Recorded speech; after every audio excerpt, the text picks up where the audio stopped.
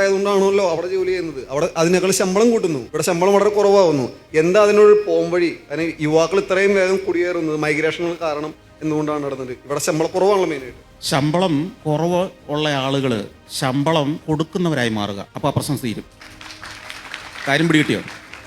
ശമ്പളം മേടിക്കുന്നവനാകണമെന്ന ജീവിത ലക്ഷ്യമായിട്ടല്ല ജീവിക്കേണ്ടത്. 10 പേർക്ക് ശമ്പളം കൊടുക്കുന്നവനായിട്ട് ഞാൻ മാറും എന്നുള്ള ജീവിത ലക്ഷ്യത്തോടെ ജീവിച്ചാൽ ഈ പ്രശ്നം തീരും.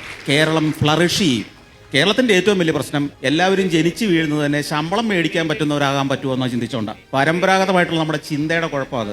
എന്നാൽ ഇന്ത്യയിലെ മറ്റ് പല സ്റ്റേറ്റുകളിലും ജനിച്ചു വീഴുന്ന ആളുകൾ 10 പേർക്ക് ശമ്പളം കൊടുക്കുന്നവനായിട്ട് എങ്ങനെ മാറാമെന്ന് ചിന്തിക്കുന്നത് കൊണ്ട് സാമ്പത്തികമായിട്ടും വാണിജ്യപരമായിട്ടും അവർ കുതിക്കുന്നു. അവർക്ക് സ്വന്തം നിലയിൽ നിലനിൽക്കാനുള്ള വരുമാനം ആ സംസ്ഥാനത്തുണ്ടാവുന്നു. നമ്മുടെ പരമ്പരാഗത ചിന്തയിൽ ശമ്പളം മേടിക്കുന്നവരാകണം, നല്ല ശമ്പളം കിട്ടുന്ന തൊഴിൽ ഇത് എന്ന് പറഞ്ഞാണ് നമ്മളെ വളർത്തുന്നത് തന്നെ, അല്ലെ? സംരംഭകരാകൂ.